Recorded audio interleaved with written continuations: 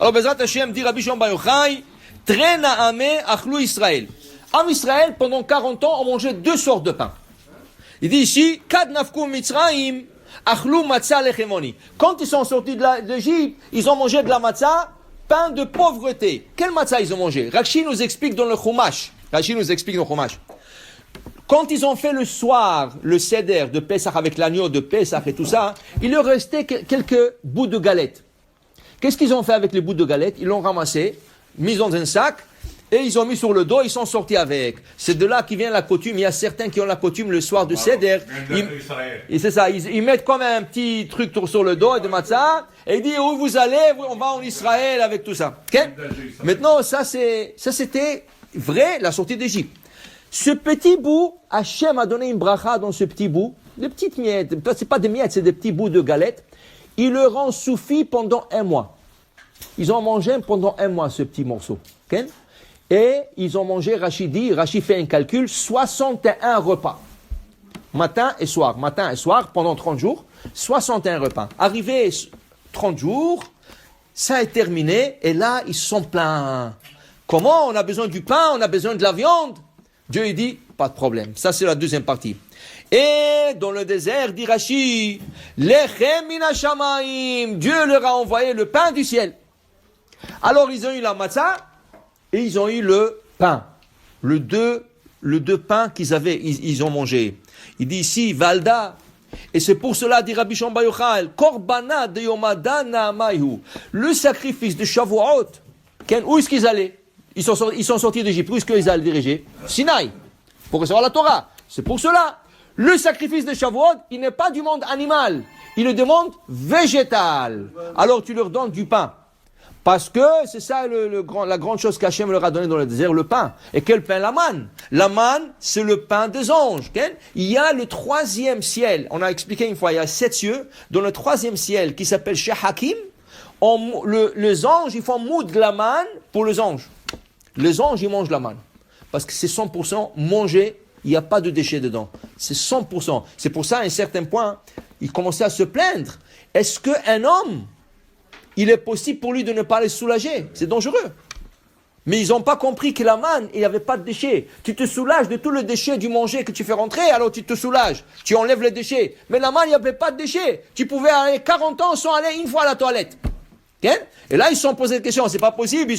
Ils commençaient à se plaindre sur la manne. Mais ils n'ont pas compris que c'était l'echem, le pain des anges. Les anges ne vont jamais à la toilette. Pourquoi? Parce qu'ils mangent des choses pures, sacrées. Okay? Alors il dit Rabbi Shimon Bar Yochai, c'est pour ça que ce pain qu'il sacrifiait Shavuot, dirtiv, vikraftem ala lechem, et avec ce pain, on l'accompagne après qu'on l'a sacrifié, shivat kevasim, 7 brebis.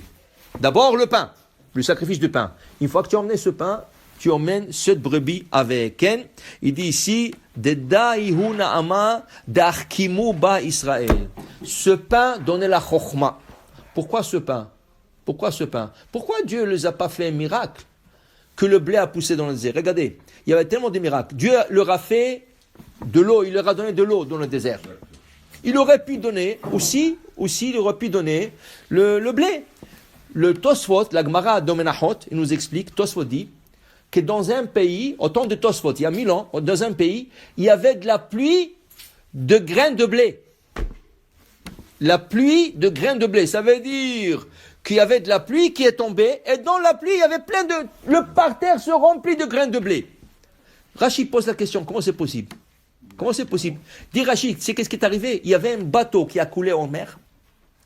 Maintenant, quand il y avait l'évaporation d'eau de la mer, ils ont tiré avec eux, l'évaporation a tiré avec elle le grain de blé.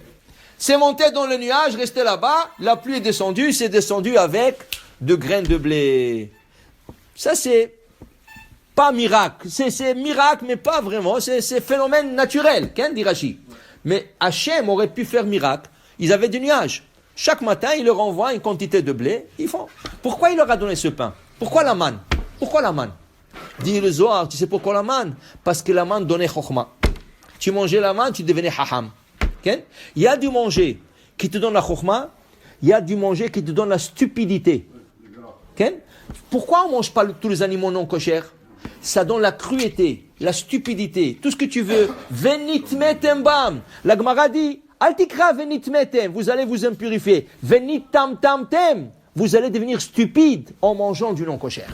Le non-kosher dans la stupidité. Pourquoi les Israéliens, les Juifs, ils sont hacham? Parce qu'ils ont la restriction du kasher. Le kasher donne d'abord être humble comme la vache. La vache est très humble. Okay? D'ailleurs, le Shulchan Aruch te dit, si tu achètes une vache et tu ne sais pas si elle est cachère ou pas, tu ne sais pas, jusqu'à que tu le gorges, je ne sais pas, mais tu veux savoir plus ou moins un indice, tu sais qu'est-ce que tu fais? Tu vas en face de la vache, tu la caresses sur le front, si elle baisse la tête, elle baisse les yeux, tu achètes là, elle est probablement, très probable, elle est cachère. Si elle te regarde dans les yeux, ne l'achète pas, elle n'est pas cachère. Pourquoi? Elle est effrontée. Si elle baisse les yeux, elle a la anava, sache qu'elle est cachère. Maintenant, tu vas l'égorger, tu peux être cachère ou pas, mais déjà la probabilité, c'est une vache qui baisse les yeux. Tu comprends? Tu manges une vache, tu as l'humilité, tu deviens anav, tu deviens humble. Tu manges, je sais pas, un lion, tu deviens un lion. Tu comprends? La Torah ne veut pas qu'on mange parce que ton sang, il est influencé par le manger.